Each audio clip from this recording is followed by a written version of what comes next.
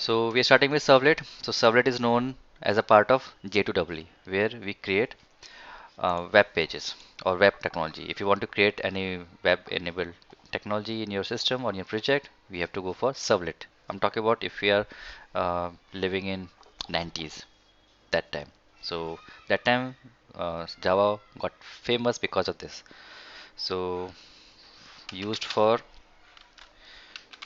creating web pages.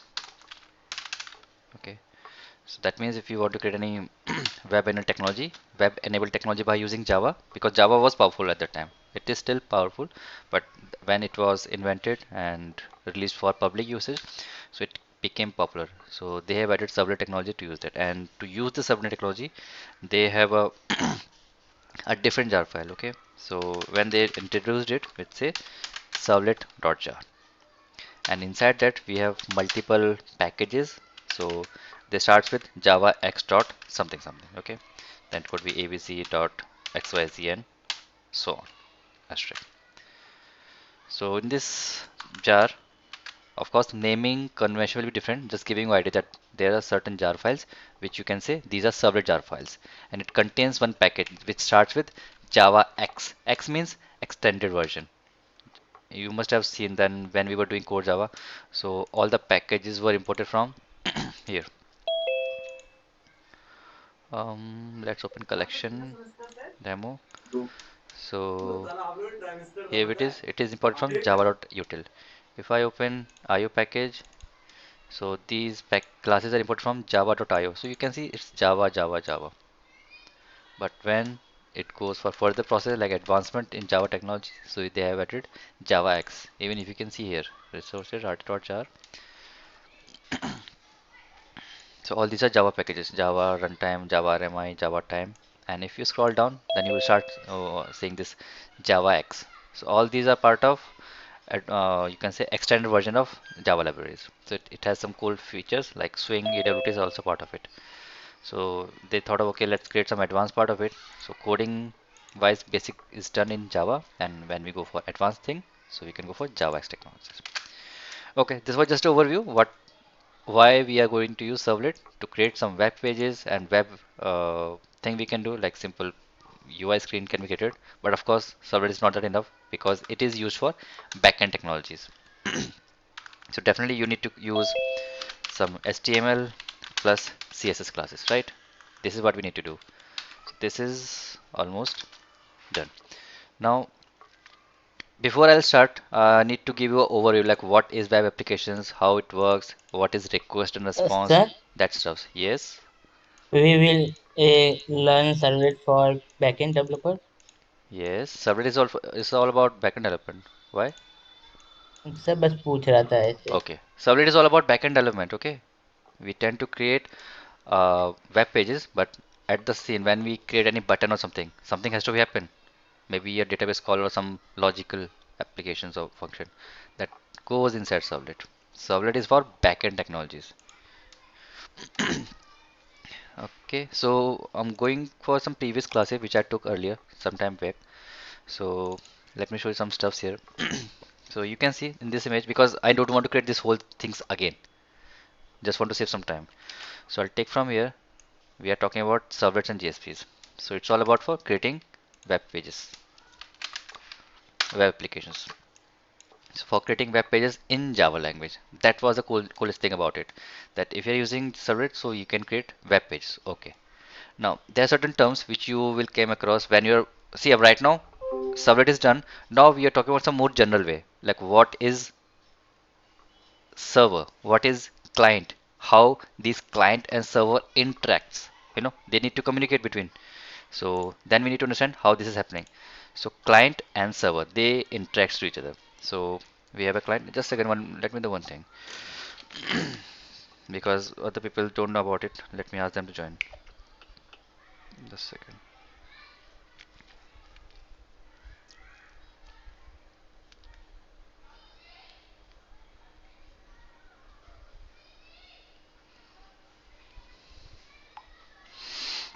Okay. So now we are very much aware about this servlet. At least what's the usage. Now next thing is When we say client and server, these are quite famous terms. Even sometimes if you are scrolling towards any website, think about, you must have heard it, or might you say sometime, "Oh, server is down, server is down." So to demonstrate it, we have some idea here. So on left side we have a client. Okay, client is, it could be a browser, it could be application, or it could be a client code.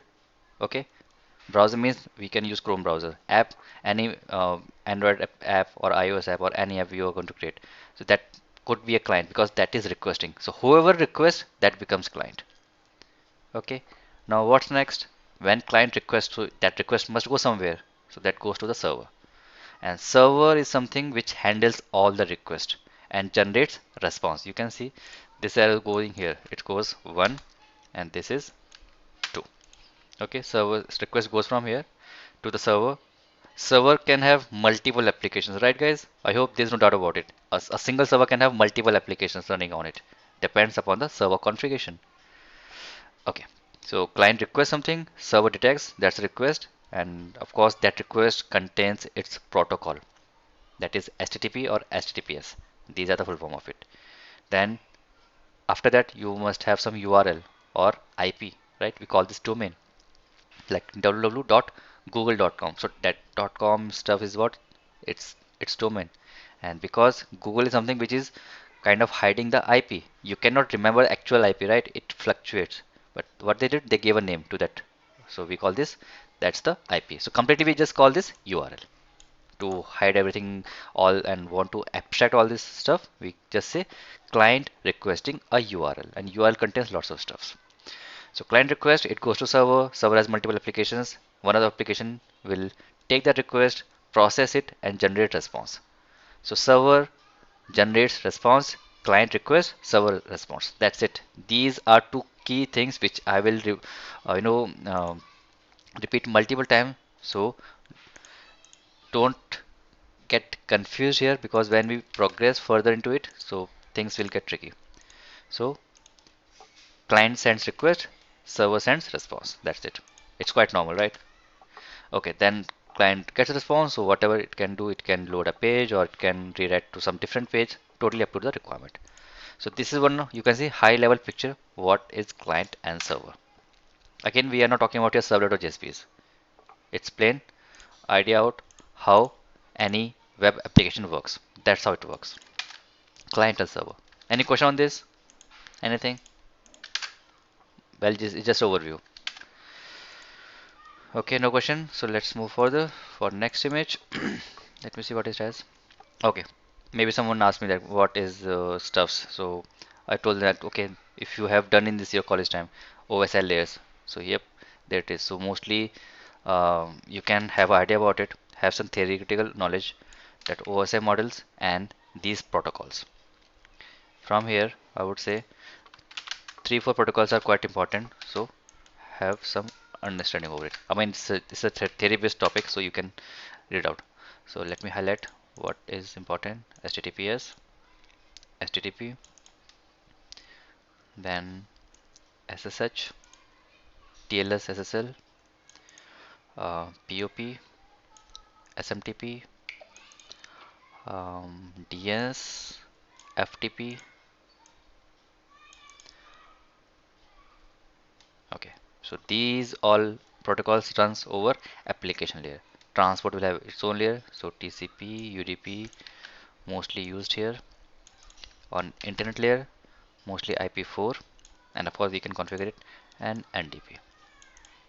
Link layer, it's not mentioned here, but okay. So you can just go over these topics, whatever. Let me check if I color them. Yep, not all. So go over these boxes, these yellow box, and see. At least have some idea, theory knowledge. So these are some protocols which is quite often. Of course, it's not about server JSP guys. Whatever we are discussing here, it will help us in Spring Boot topic. Okay, that's the whole idea. So whatever we're doing, it will impact our Spring Boot classes. So be ready for that. So this is something about theory. So let's skip that for now. That's it for now on this. Okay, now next is types of web apps, right? So we have a category. If we say we are going to create a web application, so there can be two categories: static web application and dynamic web application. So when we say static, that means we are just going to use HTML, CSS, some basic stuffs from there. So there will be no dynamic stuff going around. Okay.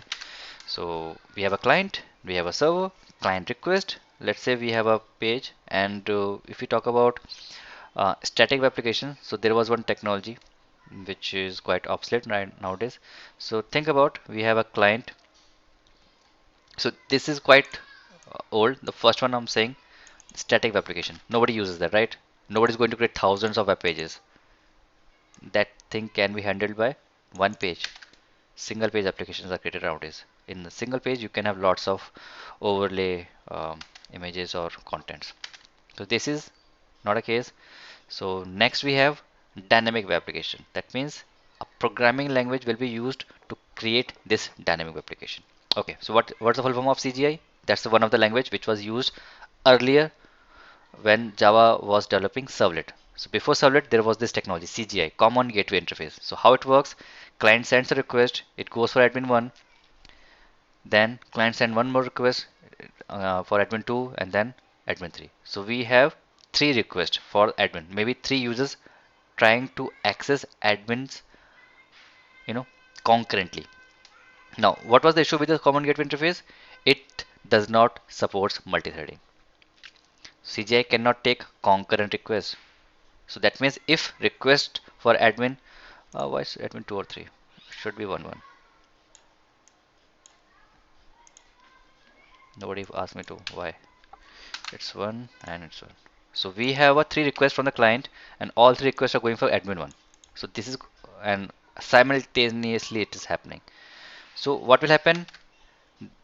The second and third request will wait. They need to wait unless the request 1 gets completed. तो यहाँ पे होगा क्या, जो request 2 और 3 है वो wait करेंगे, जब क्लाइंट का फर्स्ट रिक्वेस्ट कंप्लीट हो जाएगा और सर्वर रिस्पॉन्ड कर देगा, तब रिक्वेस्ट 2 जाएगी, जब वो प्रोसेस करके खत्म तब रिक्वेस्ट 3 जाएगी. तो think about if 100 users are there, जो कितना टाइम लगेगा. Think about 1000 users, million users. So application तो वहाँ चलेगी नहीं. तो it was popular when Java was developing servlet technology.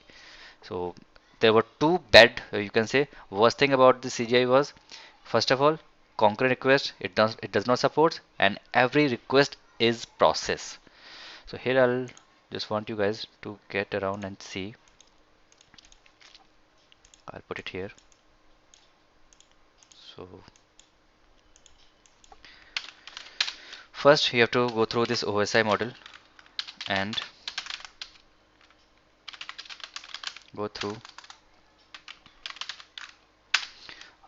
what do you call that, go through all highlighted protocols. Next, difference between thread and process. Again, theory based question. So check out what's the difference. Oh, it's here. Let's do this here. Okay, so check out these two differences between these two. So if you get to understand, you can easily understand what's wrong with this approach, why CGI was not popular. Okay, so Java figure out, okay, there is a issue, we can solve it by using servlet technology. So okay, even I took this, some of course somebody must ask, so let's have this as well. So we haven't discussed about thread, so at least we can spend some time here. So you can see process are typically independent. The first difference is, that means you don't need to if two processes are running, think about this system. In this PC, you can see Eclipse, Paint, and Zoom is running. Does Eclipse needs Paint, or does Paint need Zoom? All three are different processes. Try to understand what I'm saying.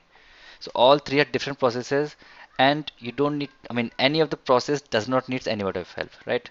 Paint is running by itself, Zoom is running is by itself. Okay. Has considerably more state information in the thread. If you notice, we can do lots of stuff in the same process. Think about this Eclipse. You can create one application, you can type some code while you are typing. In behind the scene, Java compiler is running and it is detecting your changes. If you do something wrong, it will reject and give you a red marking there. Okay, something is missing, some kind of syntax is missing. Plus, at the same time, while you're writing a code, you can run different projects on the same Eclipse. So think about Eclipse is doing 3 4 tasks for you: compiling your code, debugging the code, plus you can deploy the code, and you can what do you call that, build the code for different projects I'm talking about. सो एक ही time पर Eclipse बहुत सारे काम कर रहा है. तो क्या हो रहा है, ये जितने भी काम है मैंने बताया, कोड राइट करना, प्रोजेक्ट को बिल्ड करना, प्रोजेक्ट को रन करना, या प्रोजेक्ट को डिबग करना, ये तीनों अलग अलग प्रोसेस हैं. ये सारे काम Eclipse एक साथ कर सकता है बाय यूजिंग थ्रेड कॉन्सेप्ट. तो ये बड़ा प्रोसेस है. Eclipse is a big process. Just giving idea guys, it's not completely true, but to make a difference कि प्रोसेस क्या है, थ्रेड्स क्या है. बाकी आप सर और देखिए तो मैं समझ आएगा. सर बोलिए. Hello sir. हम्म. सर आगे में रिपीट का इक्लिप्स क्या क्या कर सकता है? अरे ये सब करोगे, जो मैं बता रहा हूँ सब करोगे. फिलहाल मैं रिपीट कर देता हूँ. पहले तो आप जो कोड लिखते हो, यहाँ पे आपने कुछ कोड लिखा. थिंक अबाउट, मैं यहाँ पे ये कर्ली ब्रेस हटा दूँ, गलत हो गया ना. Yes sir. करते ही देखो यहाँ पे इसने रेड मार्क दे दिया, प्लस यहाँ पे डाउनलोडिंग भी चल रहा है. देखो एक, ये क्या हो रहा है, ये एक साथ दो काम कर पा रहा है. आपका कोड भी कंपाइल कर रहा है, प्लस कुछ अपडेट लेता रहता है. ये सर्वर से, इसके जो खुद का सर्वर है वहाँ से अपडेट कर रहा है. प्लस यहाँ पर मैं पूछ ले, बता देते हैं भाई. इक्लिप्स या कोई भी जो एडिटर है, IDE, it can compile the code, then build the code, not code, build the project. Side by side you can debug debug. the code, and what else you can do, run the code, run the project. Build और run दोनों different है. पहले build होता है फिर project run होता है. ऐसा भी हो सकता है कि एक प्रोजेक्ट बिल्ड हो, दूसरा प्रोजेक्ट आप रन कर दो, तो वो काम पैरेलली हो सकता है. सो ये कुछ एग्जांपल्स हैं जो Eclipse करता है, पैरेलली कर सकता है अगर चाहो तो. तो Eclipse can be treated as a process and all this task can be a its thread. So मैं कहता हूँ फॉर एग्जाम्पल, इसको कट करते हैं. Let's make some space. यहाँ लिख तो रखा मैंने ऑलरेडी, देखो किस समझाने के लिए. हाँ, Eclipse का खुद का एक इंटरनल ब्राउजर भी है. फॉर एग्जाम्पल हो गया. तो Eclipse can be as a process. और ये जितने भी टास्क लिखे हैं, ये इंडिविजुअल थ्रेड्स हैं.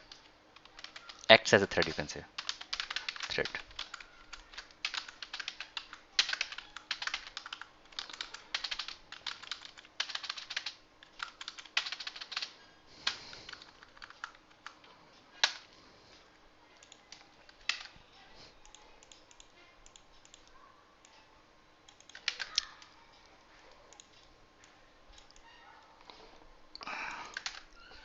Okay Vipin, got it.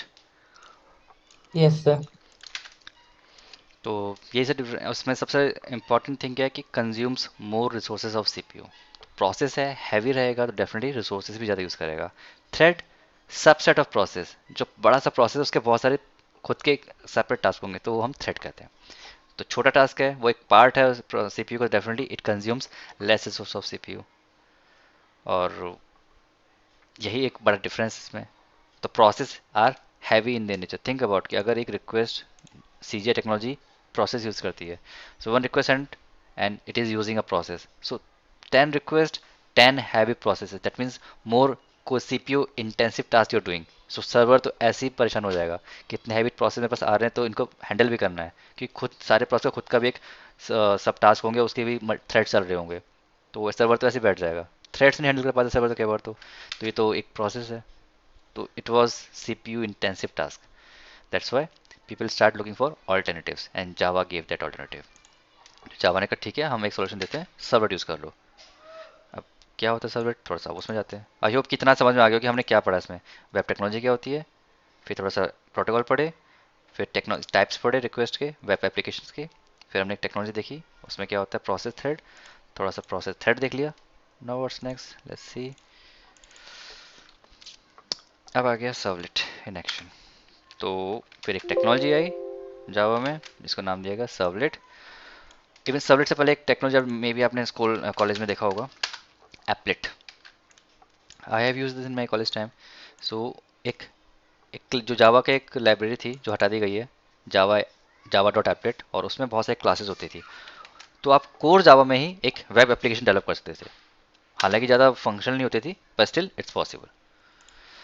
तो they give some more important you can say features कि अगर वेब टेक्नोलॉजी पे नहीं जा रहे और छोटे मोटे वेब पेजेस करने, एक या दो या मैक्सिमम 4 5, तो आप एप्लेट टेक्नोलॉजी यूज़ कर सकते हो। Applet again obsolete, nobody uses that, why to go for that. तो ठीक है, then after servlet was introduce and they give servlet API. API क्या होती है? Collection of classes interface. यही हमने पढ़ा अभी तक कि एपीआई का मतलब है क्लासेस इंटरफेस, खत्म बात, ज़्यादा सोचना ही नहीं है, दैट्स इट।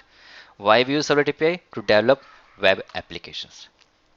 सिंपल इनफ, हमने पढ़ लिया कई बार कि सर्वलेट यूज कर रहे हैं हम वेब एप्लीकेशन को डेवलप करने के लिए। Now this is actually important part. Servlet equals to Java plus HTML. पहले मैंने जावा लिखा है फिर एचटीएमएल लिखा है, मतलब कि जावा का कोड होगा, क्योंकि मैंने कहा बैकएंड है ये, Java is all about backend. तो अगर आपने कोड लिखा है तो आपका जावा का कोड होगा, उसमें आप एचटीएमएल यूज कर सकते हो। It means we can use HTML tags inside Java code. Cool. It's one of the coolest features it was earlier when it was introduced. So they figured, okay, it's really fantastic that you can have a HTML tags inside Java code. और Java का code वो उसको run भी समझ लेगा कि okay ये tag लिखा है H1 टैग, तो मुझे हेडर टैग बड़ा करना है। BBR लिख दिया तो ब्रेक कर देना लाइन को। यहाँ सब्जेक्ट है, यहाँ बॉडी है, यहाँ हेडर है, और डिफरेंट बहुत सारे टैग्स होते हैं, वो सब इसमें यूज़ कर सकते हैं। So this was one of the coolest feature about it कि हम बैकएंड फाइल के अंदर फ्रंट एंड का कोड लिख सकते हैं। So okay, so it got famous. So they introduced packages. तो पैकेज देखते हैं अब, तो यहाँ लिखा है मोस्टली दो पैकेजेस हैं जो मोस्टली यूज होते हैं, और यही इंपॉर्टेंट पैकेज, बाकी और भी पैकेजेस होंगे, मैं दिखा दूंगा जब जार फाइल ऐड होगी। पर यहाँ पे मोस्टली दो पैकेज हैं, और रूट पैकेज है javax dot servlet, root package है। और इस रूट पैकेज में गाइज एक इंटरफेस है, उसका नाम ही सर्वलेट है। तो देखो, तीन जगह हमने सर्वलेट पढ़ लिया, कंफ्यूज मत होना। First is servlet technology, okay, to create web application, इतना समझ में आ गया। नेक्स्ट वी केम अक्रॉस कि there is a servlet API, ठीक है। Now we have a servlet interface.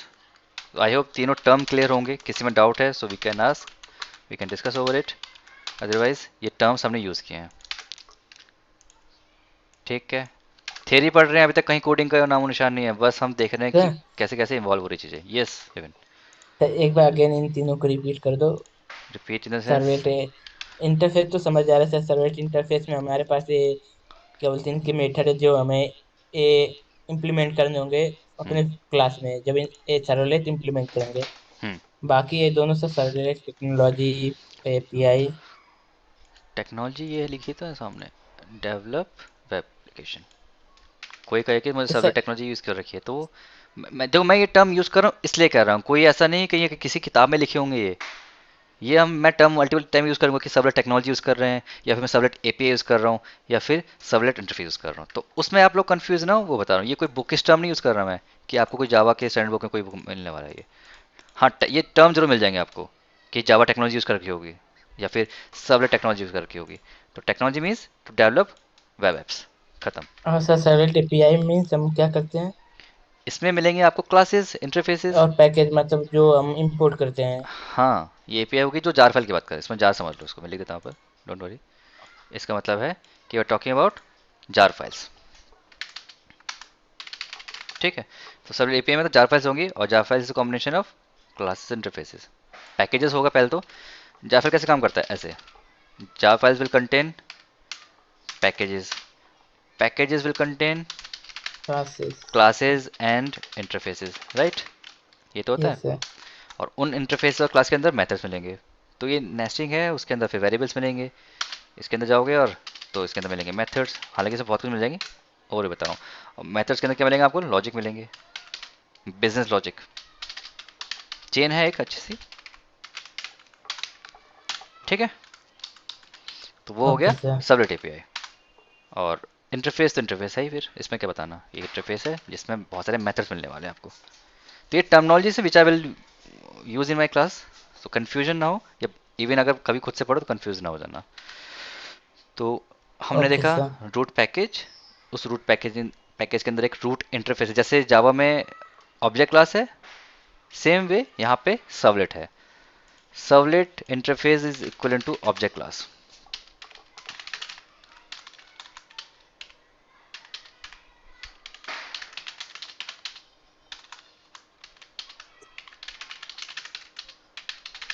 तो इतना समझ लोगे थोड़ा एकदम दिमाग में क्लियर हो जाएगा, ओके कि ये पेरेंट क्लास है। By default you are extending implementing this interface. ठीक है, तो पेरेंट क्लास क्लियर हो गया, ओके। अब इस इंटरफेस के अंदर 5 मेथड्स डिफाइन है, जिसमें से 3 लाइफ साइकिल मेथड्स है और 2 नॉन लाइफ साइकिल हम्म। मेथड्स है। ठीक है, समझ में नहीं आया तो कोई बात नहीं, लाइफ साइकिल और ये सब ये हम जब कोड लिखेंगे तब समझ आ जाएगा। तो लाइफ साइकिल पार्ट क्या होता है वो देखेंगे, पर फिलहाल 3 नाम है, इनिट, सर्विस, डिस्ट्रॉय। 3 ही फेज होते हैं गाइस जिंदगी का, समझो क्या होता है। इनिट मतलब हमने जन्म लिया, काम किया और फिर खत्म। सेम काम इसका फिर भी है। डिस्ट्रॉय हो गया सर, हाँ, खत्म। इनिशियलाइज हुआ, init is short form of initialisation. तो शॉर्ट में कह दिया इनिट, अपना जो काम था इसने वो किया, और फिर लास्ट में डिस्ट्रॉय, खत्म। तो तो अगर मीन्स सर हम जो हम्म, कुछ भी अगर इनिशियलाइज करेंगे तो उसे इनिट ब्लॉक में करेंगे। हाँ, कुछ और आपको डेटा कोई चाहिए प्रोग्राम तो उस लिखना हो तो सर्विस में सर, हम्म, तो लॉजिक्स वगैरह सर्विस में लिखे जाएंगे या फिर इनिटी ब्लॉक में? राइट। ठीक है, इतना समझ और में आ गया। Okay sir. डिस्ट्रॉय तो फिर जब लास्ट में क्लीन अप टास्क करना होगा, कुछ कोई कनेक्शन क्लोज हाँ करने तो होंगे डिस्ट्रॉय। तो डिस्ट्रॉय। तो इतना भी क्लियर हो गया है ना। चलो आगे चलते हैं फिर। नेक्स्ट में क्या है फिर, इसकी इन्फॉर्मेशन होगी मेथड्स के बारे में। अच्छा, प्रोजेक्ट बना सकते हैं अब। चलो प्रोजेक्ट देखते हैं कैसे बनाते हैं फिर तो। सर नॉन रिलाइज वहाँ पे थी है, और मतलब हाँ, 2 और मेथड थे, उसकी उसका जरूरत नहीं क्या है, होगा? वो उसकी जरूरत नहीं है आपको, इंटरव्यू के लिए ओके पढ़ सर, सकते हो। किस? तो पर फिलहाल हम कभी इसको यूज़ नहीं करने वाले। वैसे तो सबरेट यूज़ नहीं करने वाले आप लोग, फिर भी ये 2 मेथड्स हैं। यूज़ जब हम कोड लिखें तब दिखा दूंगा कैसे काम करता है, मतलब कैसे दिखता है ये, अदरवाइज नॉट इंपॉर्टेंट, ये ज़्यादा इंपॉर्टेंट नहीं है। हमें मतलब है सिर्फ 3 मेथड से यही काम आएंगे आगे आगे तक, चाहे आप एक्सपीरियंस पर्सन हो नॉन एक्सपीरियंस पर्सन हो, यही मेथड आपको मिलेंगे हर जगह पे। ओके ठीक है, सर। ठीक है, तो ये कॉन्फ़िगरेशन पार्ट है तो इनको अभी जरूरत नहीं है। फिलहाल आप देखते हैं प्रोजेक्ट कैसे बनता है। तो ये देखते हैं यहाँ पर, so how to create a web application using Eclipse. तो क्या करना है, फाइल पे, देन न्यू, एंड अदर, और डन की वेब पेज, ऐसा मिल जाएगा अगर सर। बनाया होगा तो, है ना। और यस बस सर। मैं इधर पे जाऊंगा मैं, और लिखेंगे dynamic web application. So you can see यहाँ पे वेब है, और वेब के अंदर ये है। इवन अगर थोड़ा सा डिटेल में दिखाता हूँ एक बार को, वेब ऐप करोगे तो वेब पे बहुत सारे ऑप्शन होते हैं, डायनेमिक वेब प्रोजेक्ट और स्टैटिक वेब प्रोजेक्ट। मैंने बात की ना स्टैटिक वेब एप्लीकेशन की, पर अगेन यस सर। कोई यूज़ नहीं करता इसको, वो 20-30 पुरानी साल पुरानी बात है ये। तो ठीक है, we have to pick dynamic web project. Next किया। अब यहाँ पे एक स्क्रीन खुलेगी जहाँ पे हमको प्रोजेक्ट का नाम देना है, जो कि नॉर्मल है, ऐसे ही काम करते हैं हम लोग। ठीक है, दे देते हैं। तो कर देते हैं फर्स्ट वेब ऐप, कुछ नाम दे दो, it's totally up to you. Web app, done. बाकी सब एज इज छोड़ देना, कुछ चेंज नहीं करना। जब हम प्रोजेक्ट को इक्लिप्स में बना लेंगे तब इसमें कॉन्फ़िगरेशन करेंगे, चेंज करेंगे। तो बस एप्लीकेशन नाम दो डायनेमिक वेब प्रोजेक्ट पे करने के बाद, फिर नेक्स्ट। यहाँ भी कुछ नहीं करना, leave it as it is. Then next. इस स्क्रीन पर यहाँ पे एक चेकबॉक्स लगा हुआ है, generate web dot XML, deployment descriptor भी कहते हैं, शॉर्ट में से डी कहते हैं, डिप्लॉयमेंट डिस्क्रिप्टर। तो यहाँ पर ये चेकबॉक्स मार्क करना जरूरी है। ये नहीं करोगे तो आपका प्रोजेक्ट स्टार्ट नहीं होगा। सर इसका क्या काम क्या होता है प्रोजेक्ट स्टार्ट करने के लिए? प्रोजेक्ट में इसकी कॉन्फ़िगरेशन आती है, प्रोजेक्ट के अंदर बताऊंगा, रुक जाओ अभी बनने दो तो। और फिनिश कर दो, बस इतना ही करना है। तो पूरे प्रोजेक्ट में बस आपको एक नाम देना है, 2 बार नेक्स्ट दबा के चेक बॉक्स चेक कर देना है।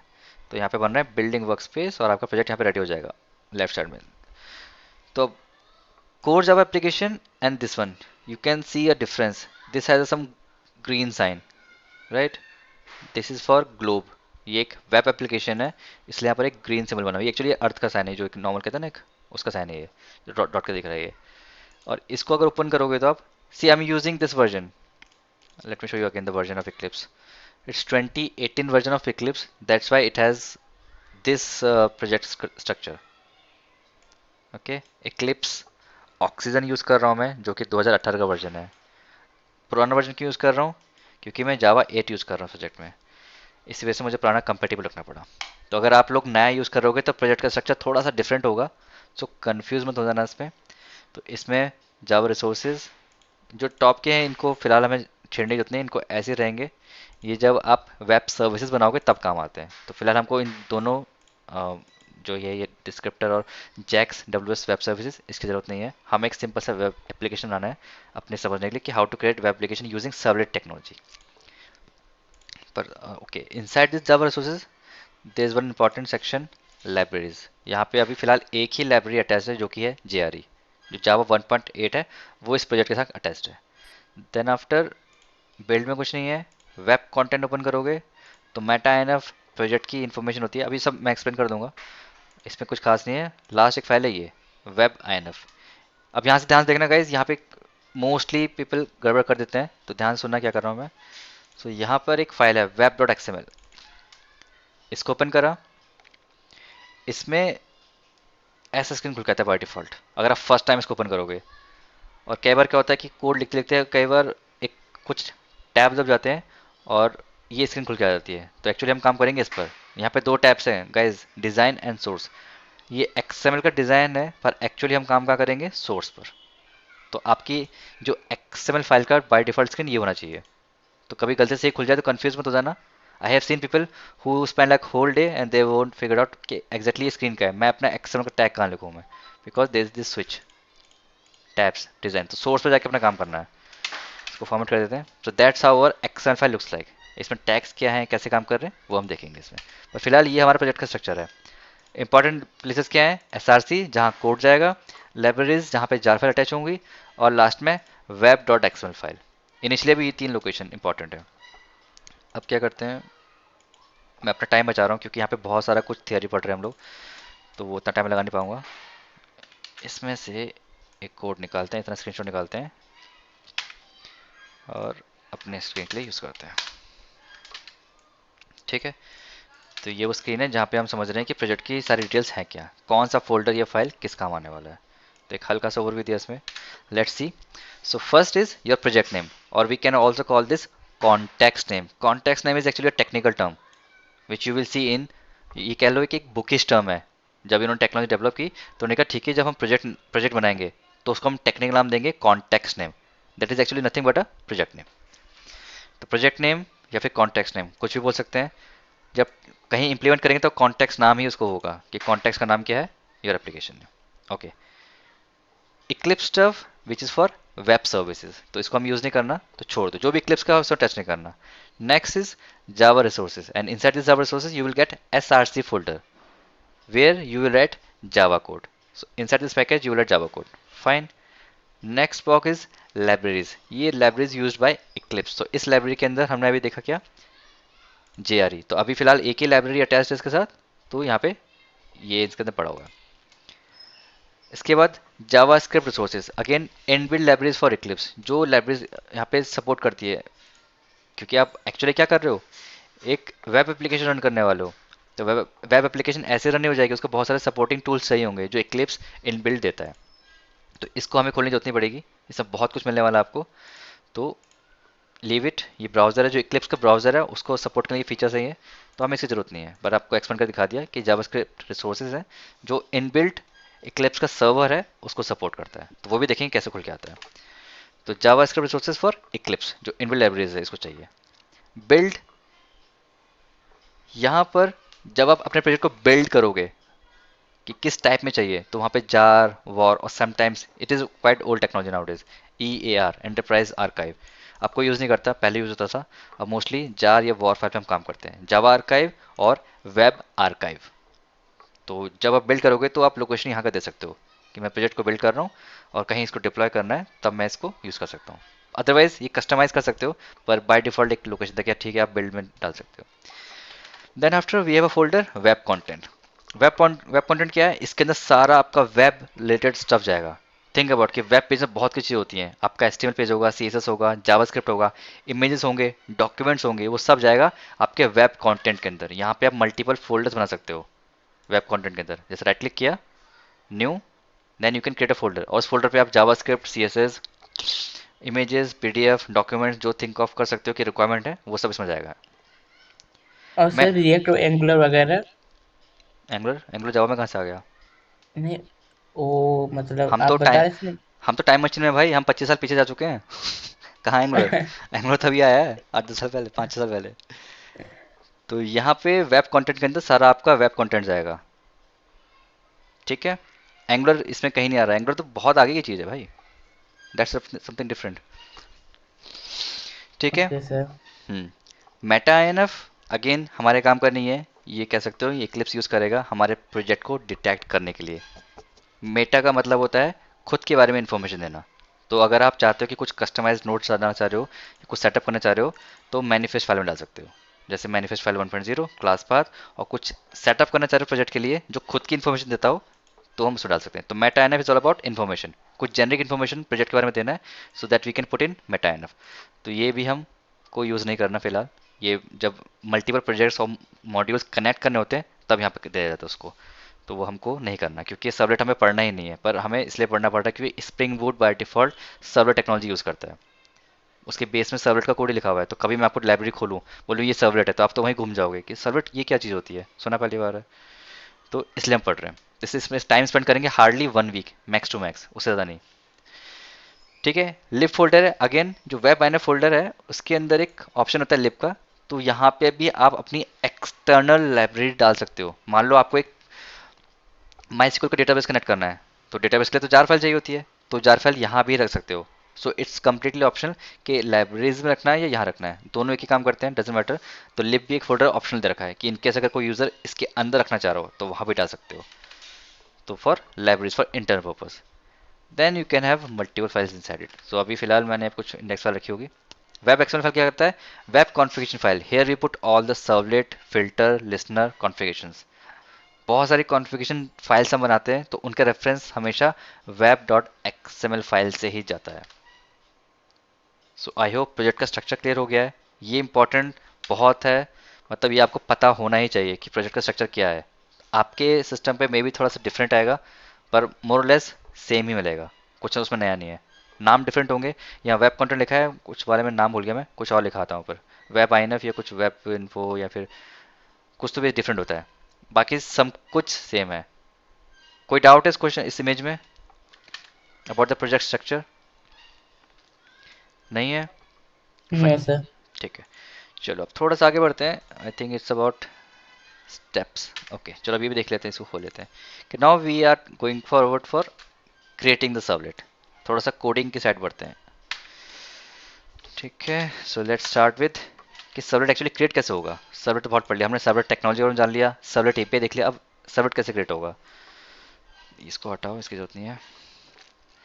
सो इवन इससे पहले भी हमें ये देखना पड़ेगा कि सर्वर कहाँ है हमारा। सर्वर चलो ठीक है बाद में करते हैं, जब हम फाइल क्रिएट कर लेंगे तब देखेंगे सर्वर को। अभी तक हमारे पास सर्वर नहीं है अभी तक कोई भी। It's not a course Java core application और core application which you can run without server. It's a web application, और वेब एप्लीकेशन के लिए सर्वर लगता है, तो that we will see. But for now we need to understand कि how many ways are there to create servlet. So one is, on the very first is by implementing the servlet interface. हमें इतना पता है कि class है, sorry एक interface है, वो कोई क्लास इंप्लीमेंट करेगा और इसको आराम से ओवरराइड कर देगा, तो एक सर्वलेट बन जाएगा। चलो ठीक है, तो ये पहली टेक्नोलॉजी या फिर पहला तरीका यूज़ करके देखते हैं, बाय इम्प्लीमेंटिंग सर्वलेट इंटरफेस। हम लोग फर्स्ट एंड थर्ड यूज़ करेंगे, second one is not used.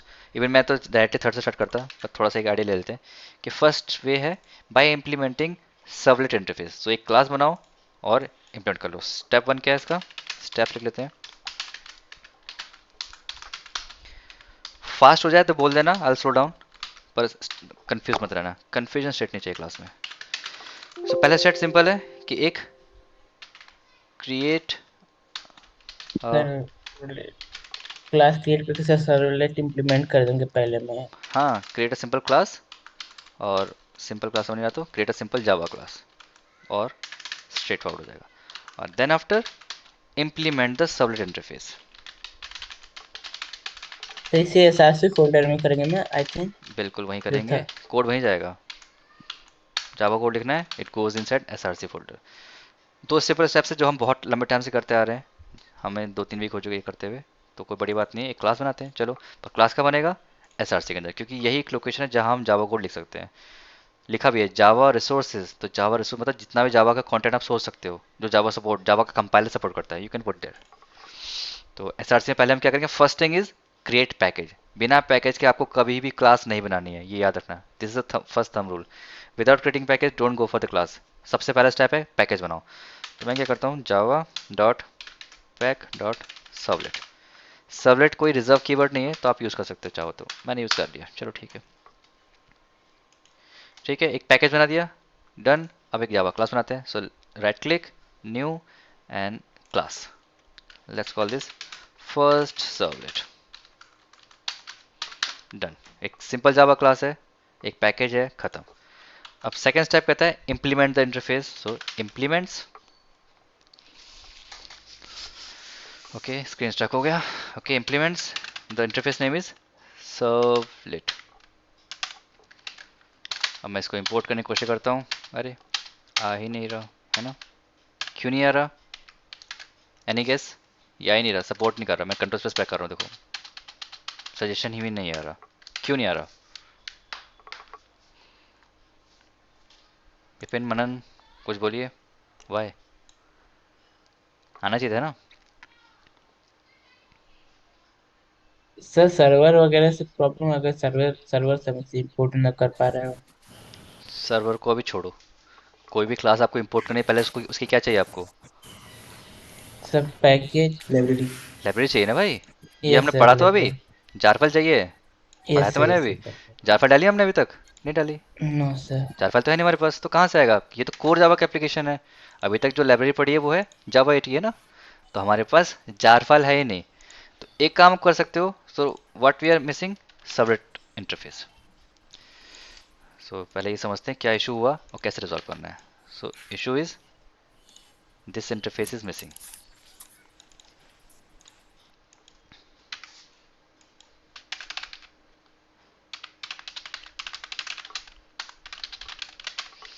Servlet interface is missing. So solution क्या है, हमें जार फाइल डिलीट करनी है। So first thing is we can add external servlet dot jar file. Okay, जो हमने अब तक करा है। इवन अगर माइस्क्ल की बात करें, there we have added this jar file, तो काम हो गया था हमारा। पर ये एक बेस्ट प्रोसेस या बेस्ट प्रैक्टिस नहीं है। जार के बाद आपको और भी चीज़ें करनी पड़ेगी, क्योंकि ultimately we are going to run a web application. So just by using a jar file of servlet class it won't work. तो आपको एक बेटर सोल्यूशन देना पड़ेगा। Best solution is add a server in the project. तो Vipin, indirectly आपकी बात सही होगी कि सर्वर ऐड करना पड़ेगा। ठीक है, तो यस सर। अब सर्वर डालने पे क्या होगा, सर्वर को पता है कि हम जब सर्वर ऐड कर रहे हैं तो उसको उस प्रोजेक्ट को क्लासेस चाहिए होंगी, तो सर्वर बाय डिफॉल्ट वो क्लासेस लेके आता है। तो हम यूज़ करेंगे यहाँ पर, here we are going to use Apache server something 7 और 9, दैट वी विल सी। 7, 8 और 9 कुछ तो भी होगा। 7/8/9, कोई भी वर्जन जो हमारा इसके संग कंपैटिबल होगा। सो अब वो करते हैं। तो आपको सिंपल कुछ नहीं करना, गूगल पे जाना है, बोलना है भाई मुझे एक सर्वर चाहिए अपाचे का, इसका अपाचे।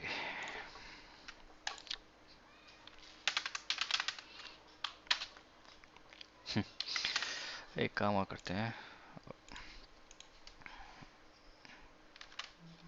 मैंने थोड़ा सा एक चीज़ मिस कर दी, उससे मुझे अजीब सा लगा लिखने में। अपाचे टॉमकैट, ठीक है। अपाचे तो एक ब्रांड है, लेकिन एग्जैक्टली सर्वर का नाम क्या है, टॉमकैट सर्वर है। ठीक है, तो सर्वर का नाम Tomcat. Apache I think sir उसके साथ यूज होता है, पीएचपी के साथ। अपाचे इज अ कंपनी, वो ट्रीट एज अ कि उसका एक सॉफ्टवेयर है टॉमकैट। ठीक है, अपाचे टॉमकैट जैसे माइक्रोसॉफ्ट है। अब माइक्रोसॉफ्ट थोड़ी इंस्टॉल कर दो किसी के पास, माइक्रोसॉफ्ट के टूल्स इंस्टॉल करते हो ना। Yes sir. हाँ, तो एक टॉमकैट भी उस तरह काम करता है, तो एक सॉफ्टवेयर है जो काम करता है उसके लिए। So we need to use Apache Tomcat. अब मुझे देखना पड़ेगा कि 8 के संग कौन से कंपेटेबल है, शायद 9 से चल जाना चाहिए। 9 लगाते हैं चलो। तो ये साइट है इसकी अपाचे टॉमकैट, और यहाँ पे आपको इसका जो भी जिप फाइल है कोर। 64 बिट सर, उससे के ऊपर। हम्म। ये सर 64 बिट हाँ है शायद। 60। हाँ वो 64 बिट का आप कर लेना, मैं नहीं कर रहा डाउनलोड क्योंकि मेरे पास ऑलरेडी है, मैं बस बता रहा हूँ कि यहाँ से ऐसा डाउनलोड कर सकते हो, ठीक है। मेरे पास ओके। ऑलरेडी है, मैं नहीं करूँगा ये। तो सॉफ्टवेयर्स में जाएंगे, softwares, Apache Tomcat there it is. So okay, मैं 815 यूज़ कर रहा हूँ क्योंकि यही कंपेटेबल है सर। तो हम going to use this one. तो क्या करना है, बस डाउनलोड करके अनजिप करना है, इतना ही करना है आपको, ठीक है। डाउनलोड एंड अनजिप, कुछ इंस्टॉल नहीं करना अगर आप जिप फाइल यूज़ करोगे। After having this, let suppose कि आपने डाउनलोड कर लिया और आपको लोकेशन पता है, देन नाउ वॉच केयरफुली। अब आपको सर्वर ऐड करना है, how to add Apache Tomcat in Eclipse. So right click on the project, go for properties, and then you will find not there, java build path. Go for java build path, and oh sorry my bad, not here. We are talking about some server पे जाना है, target run times पे इस पर। okay, so what you have to do, right click, properties, और targeted run times। यहाँ पे option है न्यू का, न्यू पे क्लिक करना है। टॉमकैट हम 8.5 यूज़ करेंगे, सिलेक्ट देन नेक्स्ट। नाम तो इसने पिक कर लिया पर आपको उसका इंस्टॉलेशन देना पड़ेगा, मतलब जहाँ पे भी अनजिप किया है। सो browse, locate that location, so it has inside here e softwares apache tomcat 8.5, that's it। ये रूट फोल्डर पे करना है जहाँ पे आपकी सारी फाइल्स हो, मेक श्योर कि जब फोल्डर ओपन करो तो उसकी सारी फाइल्स दिखनी चाहिए। ओके, आ गया, and then finish. If everything was fine, you will see this icon, और यहाँ पे चेक करना है इसको एंड अप्लाई, मैंने अप्लाई क्लोज, ठीक है। Once you do this you will see one more library, Apache Tomcat 8.5, if everything was fine। so download करना है, जिप फाइल को अनजिप करना है और यहाँ पे इसको लिंक कर देना है। इसके अंदर बहुत सारी जार फाइल्स हैं, इसमें अगर आप नोटिस करोगे तो यहाँ पे कहीं पे आपको सर्वलेट की जार फाइल दिखेगी, देयर इट इज, सर्वलेट पे जार फाइल, ठीक है। अगर इसको एक्सपेंड करोगे तो जावा एक्स सर्वलेट, इसको एक्सपेंड करोगे तो सर्वलेट क्लास। देख लिया, जो भी कहा सब प्रूव हो गया यहाँ पर कि यहाँ पे एक जार फाइल पड़ी हुई है। तो इतना done, now we can import it. So देखो ऑप्शन आ गया, अब हमें पिक करना है रूट पैकेज से, डन। कोई डाउट यहाँ पर, कुछ रिवाइज करना बताओ, वैसे ऑलरेडी रिकॉर्डेड है तो यू विल गेट इट। तो हमने लाइब्रेरी अटैच करी, with library you will get embedded jar file of servlet. If you notice we have other libraries as well जो सपोर्ट करेगी सर्वर को रन करने के लिए। चलो ठीक है, इतना हो गया। Now what, we need to implement all the methods, so let's quickly do that. Add unimplemented methods, 5 methods बताए थे मैंने। इनिट सर्विस डिस्ट्रॉय, इनको सीक्वेंस लगा देता हूँ क्योंकि बाय डिफॉल्ट ऐसे लेके आता है।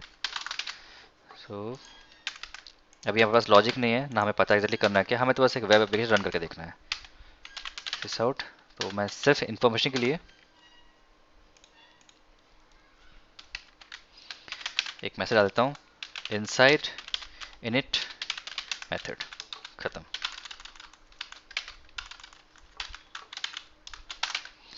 सो सर्विस मेथड है, डिस्ट्रॉय मेथड है। बाकी ये मेथड्स कॉल नहीं होने वाले तो इनको ऐसे छोड़ देते हैं, इनको हम टच भी नहीं करेंगे, नॉट एट ऑल, इनकी रिक्वायरमेंट नहीं है। सो ये लाइव साइकिल मेथड्स है टॉप 3, इनिट सर्विस डिस्ट्रॉय, और अगर जो भी एग्जीक्यूट होगा हमें दिख जाएगा। This is the first phase कि हमने क्लास इंप्लीमेंट करके ये मेथड्स ओवर ऐड कर दिए, हो गया। This is step 1। Second step पे हमें इस, now initially it was just a Java class, now it become a servlet class, difference है दोनों में। Okay, step 1, create Java class and implement interface. Okay, ये एक्चुअली स्टेप 1 था, ये इसको ए कर देते हैं, step A. Now what's next, B step says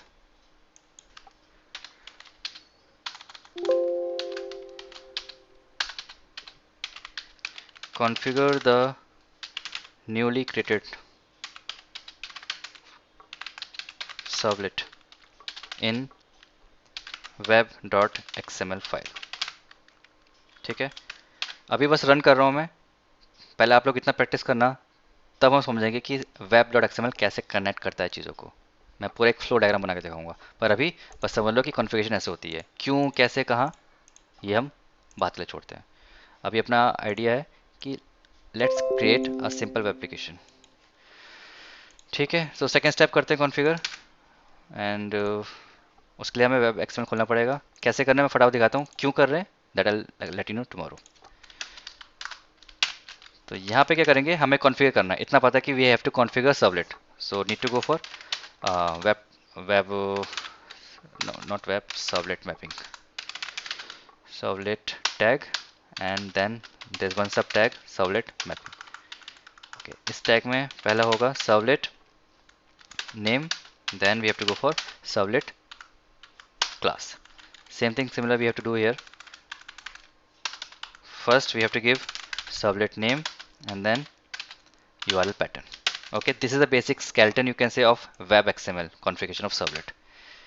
This is what you have to do to start for your first second step. So this is a skeleton, अब हमको इसको fill करना है. So we'll do that. Let me paste this. Paste. Come on. New copy. Okay. So this is skeleton for your servlet configuration. तो let's fill this together. तो यहाँ पे पहला काम करना है, आपको एक यूनिक नेम देना होगा, क्योंकि this is a configuration place. तो यहाँ पे आप बहुत सारे सर्वलेट के कॉन्फ़िगरेशन होंगे। Here you will write multiple servlets, so every servlet should have a unique name. So you can think of any name. I tend to give the name whatever I give the class name, because my idea is I always keep my class name unique in throughout my project. Servlet name is then, and whatever you will give here, same thing goes here. Okay, this is done. So you have to think of any unique name. Best is give your class name, so it will be connected. Next, servlet class, यहाँ पे आपको देना है, you have to give a fully qualified name. Manan, what is fully qualified name? Fully qualified name? So proper class name with its location. Location means? So like package name and then हाँ, SRC like right. Java No, source. no, don't go for the SRC. You are partly correct here. So That package means name. package name. Yes, just give fully qualified name is package name plus class name. So my class name is this, and this is my package name. So let's have it from here. Okay, thanks, Manan. So this becomes the servlet class. How to cross check whether you have given the right name or wrong name? Just press the control button and hover the mouse. See, if you give the correct name, it will become a hyperlink. If you give any mistake, like if I remove this thing, and if I again I'm holding control button and hover, it's not becoming a hyperlink. That means I did something wrong. That's a shortcut that you can use while giving any servlet class. I have corrected it, control hold, and yep, so that's correct. So we gave the servlet name, we give the fully qualified name, this name as it is, URL button. This becomes the endpoint which will link to your web page to this servlet. So I'll say again, I'll make it connected for servlet. Yes. Okay. So there it is, servlet. That's my URL button. This will locate this servlet. That's it, guys. Time for execution. Sir Hmm. Sir एक बारी servlet mapping समझा दीजिए. Servlet mapping. ये वाला. So first of all, you have to figure out a unique name, and that unique name goes inside this servlet name tag. So whatever name you will give here on line 17, same name goes in line 22. So they should be same. If you do a slight different, maybe it won't work. Next is URL pattern. ये कुछ theoretical part है. You have to remember that कि ये tags हैं, tags याद रखने पड़ेंगे. इसका कोई logical नहीं है कि ऐसा क्यों कर रहे हैं. That's how written. अब क्लास का स्ट्रक्चर है कि पब्लिक क्लास कर्ली ब्रेस, तो पब्लिक क्लास कर्ली ब्रेस ही होगा, उसमें चेंज कर सकते हैं. Likewise if you have to map your servlet, these are the tags. This is your first tag, this is your second tag. Mapping actually एक servlet का URL, जो हम यूआरएल करते हैं ब्राउजर पे कुछ भी जाओ, आप को एक यूआरएल, एक हमेशा एक यूनिक यूआरएल होता है जो एक पर्टिकुलर पेज को ओपन करता है. Likewise we have a URL button. This is unique to that servlet. If I enter this my URL, so this should open. That's the idea. तो यूआरएल बटन है आपका लोकेटर. मैं इसमें और discuss करूंगा, फिलहाल हम इसको रन करते हैं. ठीक है, इतना इसमें अभी, इतना अभी के लिए काफी है. क्यों, क्या, कैसे लिंक कर रहा है, that I definitely understand you. Okay, sir. तो अब हाउ टू रन दिस, अब यहाँ पे नहीं कि आप किसी फाइल पर जाके इसको रन कर दो, we don't have a main method right. एक यहाँ पे पेंसिल है। म्यूट कर लो एक बार। Okay, so thing is how to run the web application. So you cannot run it any from Java file. We don't have a main method. So what you have to do, right click on the project name, run as, and this time we will say run on server. Okay, no more Java application. You have to always right click on the server name. Right click, sorry, project name. Then run as server, and Eclipse will give you a screen. Okay, which server you want to pick. So we know it's 8.5. So select this version, then next, and you can see this icon, you can see this is kind of a jar file, jar icon, a container, and then finish. So what will happen, Tomcat will pick your project, load it on it, and if everything goes fine, it will open a home screen for it. So let's wait for a while. It on first time it takes time, then after, when it's get compatible with your Eclipse, all the configuration ready, it will be smooth.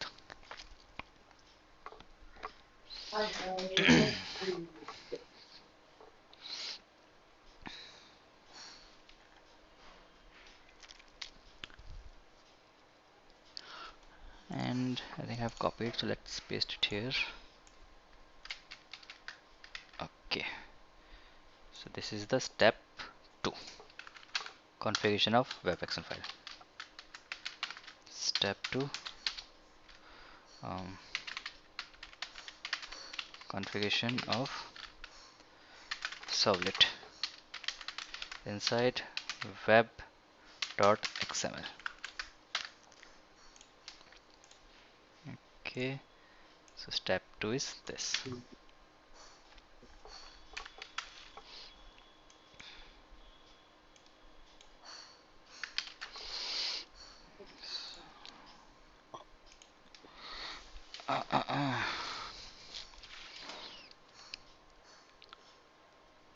Looks like it's downloading something. Okay, in the meantime let's complete this. So it's coming from firstservlet.java.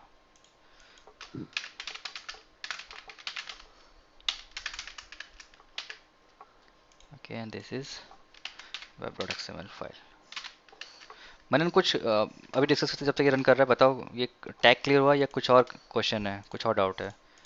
ये unique रहेगा फिलहाल तो, इसमें आप उसमें कुछ कर नहीं सकते।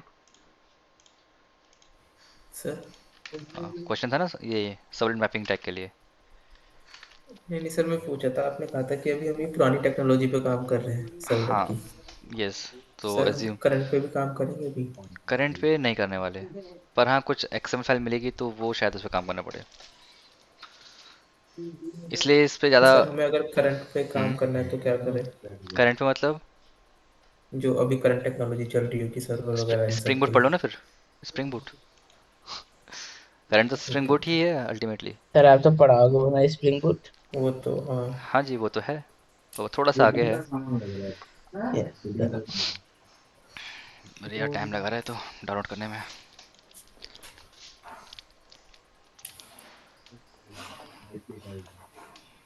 तो जब तक वो ये कर रहा है तो इस थोड़ा सा टाइम उसमें लगा ही लेते हैं समझाने के लिए।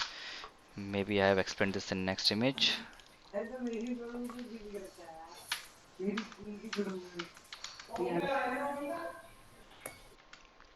एक्सएमएल फाइल ही पढ़ लेते हैं जब तक कि एक्सएमएल फाइल होती क्या है। Maybe are you guys aware about this XML files, XML files होती क्या है। Well stand for extensible markup language. Okay, और इसमें हेडर, रूट टैग और सब टैग्स होते हैं। Good thing about this XML file is you can create your own tags. ऐसे इसमें कोई प्रीडिफाइंड टैग नहीं है, अगर आपको खुद की टैग बनानी है, खुद का एक्सएमएल बनाना है तो you can do it easily, काफ़ी आसान है because it does not have a predefined tags. So think about, let me give you example. Okay, we have a class student. Okay, let's suppose we have a class student. Guys ये मैं वापस repeat may be ना करूँ क्योंकि हम ये spring boot में पढ़ने वाले हैं, वहाँ पे एक्सएमएल की कॉन्फ़िगरेशन क्या वो करनी पड़ती है। So think about this class has two features, just say ID and name, है ना, कॉमन है। Now I need to represent this data in XML format. Let's say sometime in future I want to create student.xml, तो उसका tag कैसे काम करेगा? So starts with student. Okay, this is one of the mostly thing I have done. Believe me guys, once you grow in this technology, in this IT world, so वहाँ पे आपको multiple technology से काम करना पड़ेगा. तो यहाँ पर पार्सिंग क्या होती है? Parsing, parsing from Java class to XML और parsing Java class to JSON. ये दो मोस्टली यूज्ड फॉर्मेट्स हैं जो आप देखोगे अपने लाइफ टाइम में, अगर आप आईटी पे कंटिन्यू रखोगे तो one way is we can use some tools, कि वो टूल यूज करे और फट से आपको कन्वर्ट कर दे, तो कन्वर्ट तो कर देगा पर you won't get idea what exactly happened. So if I have to represent this student dot Java and its data, so ऐसे रिप्रेजेंट होगा ये. तो यहाँ पे देखो कस्टम टैग बनाया मैंने, जो भी जावा क्लास बनाओगे उसके कस्टम टैग बन सकते हैं. तो ओपन टैग और क्लोज टैग, और इस बीच में हम यहाँ पे दे सकते हैं वन राम. तो यहाँ पे क्या किया मैंने, एक जावा फाइल को कन्वर्ट कर दिया स्टूडेंट डॉट एक्सएमएल फाइल में. So that's how you can represent your data inside Java class to XML file. Likewise we can do this in JSON as well. हम इसको वापस रिपीट करेंगे जब हम स्प्रिंग बूट पढ़ेंगे, क्योंकि वहाँ पे इंटरनल कन्वर्जन होती है, डेटा खुद से ही कन्वर्ट कर लेता है. और जो चीज़ें खुद से होती है ना गाइज, वो बहुत कन्फ्यूज करती हैं आगे जाकर, क्योंकि वहाँ पे हमारा कंट्रोल नहीं है. ये नीचे लगेगा वाओ सब कुछ खुद हो गया, मुझे कुछ करना नहीं पड़ा. थिंक अबाउट कि कभी अब रिक्वायरमेंट आ गई और आपको उसको कॉन्फ़िगर करना है, चेंज करना है, तब समझ नहीं आएगा कैसे कॉन्फ़िगर करना है. तो ये समझ में आ गया कि XML is something which gives you access to you can create your own tags and it is designed for both human and machine readable. जो web services guys listen carefully, जो वेब सर्विस होती है mostly in data पे काम करती है, XML या JSON पे, क्योंकि यहाँ पे लिखा हुआ है XML was designed to be both human and machine readable. So when this what you call web services was in demand, web service, I'm not saying microservices, web services, तो वहाँ पे मशीन इंटरेक्ट कर रही है एक दूसरे से, multiple software हैं, मल्टीपल प्रोजेक्ट्स हैं, they are interacting to each other. अब दोनों प्रोजेक्ट हैं, कोई इंसान तो बैठा नहीं कि भाई तूने डेटा दे दिया तो मैं इसको ऐसे यूज कर लूँ. वहाँ मशीन्स रीड कर रही हैं, तो वहाँ तो कोई लैंग्वेज है ही नहीं. एक प्रोजेक्ट जावा में लिखा हुआ है, एक प्रोजेक्ट PHP में लिखा हुआ है, एक डॉट नेट में लिखा हुआ है. तो इस केस में कैसे समझेंगे दूसरे को? तो वे they need a medium. XML हो गया या JSON हो गया, मोस्टली अभी 90%, 99% नहीं 95 कर सकते हैं, 95% या फिर जो लेगेसी प्रोजेक्ट्स हैं वो अभी XML पे हैं, पर मोस्टली अभी हम JSON पे मूव कर चुके हैं. पर XML भी है, स्टिल इट्स इन मार्केट. अगर आप कभी कॉन्फ़िगरेशन करोगे प्रोजेक्ट को तो वो XML में करनी पड़ेगी. तो XML was you can say one of the greatest achievement when it comes to web services interaction. So ये डिज़ाइन किया गया और यहाँ पे बहुत अच्छा काम करता है ये. इसमें हेडर टैग होता है, रूट टैग एंड सब टैग्स. तो अपने केस में हेडर टैग है स्टूडेंट, सब टैग्स हैं आईडी एंड नेम, और दिस इज ऑप्शनल. हेडर रखना चाहो रख लो, वरना छोड़ दो. आपको एक चीज़ तो दिखाता हूँ XML फाइल पर, लेकिन खोलने नहीं देगा ये, क्या हो गया इसको. उफ, कुछ डाउनलोड कर रहा है बहुत भारी सही. तो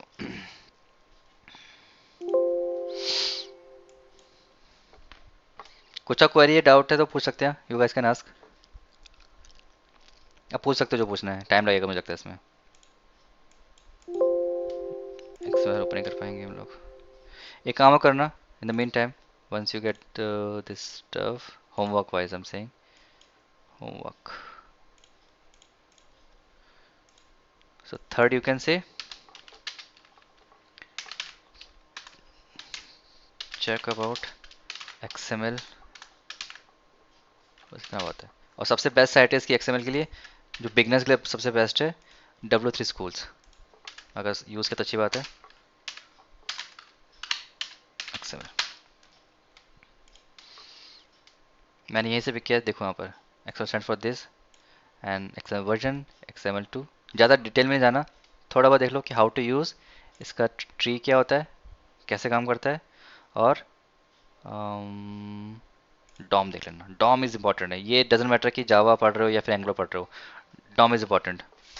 ओके गाइज, तो you need to very clear about DOM क्या है. ये जब वेब टेक्नोलॉजी पढ़ेंगे तब शायद उसको डिस्कस करें, document object model. DOM is something which is interesting. और डॉम अगर क्लियर होगा गाइज आपको, तो कभी कंफ्यूजन नहीं होगा कि मेरा एलिमेंट वेब पेज पे विजिबल क्यों नहीं हुआ. क्योंकि DOM is something, you can say base है वेब एप्लीकेशन का। डॉम में ये सब चीज़ लोड होती हैं, यही लोड करता है। तो डॉक्यूमेंट ऑब्जेक्ट मॉडल कहते हैं इसे शॉर्ट में। तो डॉम पढ़ लो, सिंटैक्स देख लो, और बस इतना ही पढ़ना, ज़्यादा नहीं पढ़ना। एक्सएमएल का बेसिक आइडिया, ज़्यादा नहीं पढ़ना इसमें। अभी इसकी यूजेस नहीं है, पढ़ोगे भूल जाओगे। गेट सम आइडिया क्या होता है। ठीक है,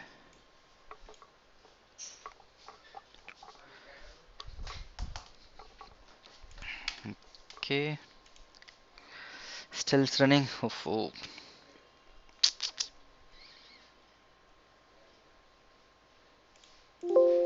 सर अगेन इसे कट करके रन करें तो मे भी दोबारा से रन हो जाए, ये कुछ डाउनलोड कर रहा होगा फिर। क्योंकि ये बहुत टाइम ले रहा है। बैकग्राउंड वर्क, इसको क्लोज करते हैं, चलो देखते हैं क्या होता है। ओके, चलो ठीक है। वो कुछ फाइल करप्ट हो जाएंगी इसलिए मैंने करना चाहता, पर टाइम बहुत ख़राब हो रहा है। ठीक है, तो देखो क्या आ गया, starting servlet engine Apache Tomcat, और थोड़ी देर में स्टार्टेड लिखा आ जाएगा, और एक वो कहते हैं इनबिल्ट वेब पेज ओपन हो किया जाएगा। ये आ गया server startup in 12 milliseconds, 12 millisecond में ही रन हो के आ गया। और ये इसका डिफ़ॉल्ट स्क्रीन है। फिलहाल हमारे पास कोई वेलकम पेज नहीं है, तो ऐसा आ रहा है। एक काम करते हैं, इसको क्लियर करते हैं, और हमारे पास उस पैटर्न का नाम क्या है, यूआरएल पैटर्न। इसको मैंने कॉपी करा, यहाँ पे गए, और सबसे एंड में आफ्टर ये प्रोजेक्ट ने यहाँ पेस्ट कर दिया। अब मैं इसको करो रन, नोटिस आ गया एक्सेप्शन। इसीलिए Java pack servlet package name support नहीं कर रहा है ये। ठीक है, एक काम कर लेते हैं, फिर रिनेम कर देते हैं, लेट्स सी। Refactor rename. मुझे डाउट तो था कि सर्वलेट लिख रहा हूँ मैं, इफेक्ट ना कर दे। कीवर्ड पिक कर लिया इसने।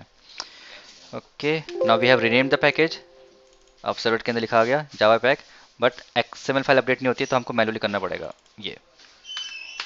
ठीक है, done. So we have configured the project package name. Let's try this again. So stop the server, terminate, remove, and close this as well. Let's try it again. Right click, run as server, next, and finish. Okay, starting up, starting servlet engine. Okay, scanning is done for the jar files, and server started in 12 milliseconds. Okay, let's try now. WebAction file, copy it and paste it and enter. Let's clear the console as well. Clear and execute. Again, provided package name java.pack. Why is unavailable?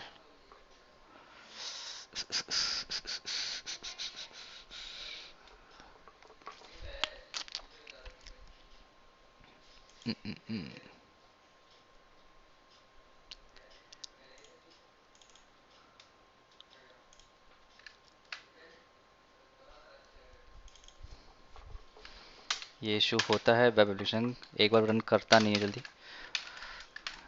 Change कर देते हैं नाम इसका, let's run this code one more time. सब stop करते हैं, remove, run as, run on server, next, finish.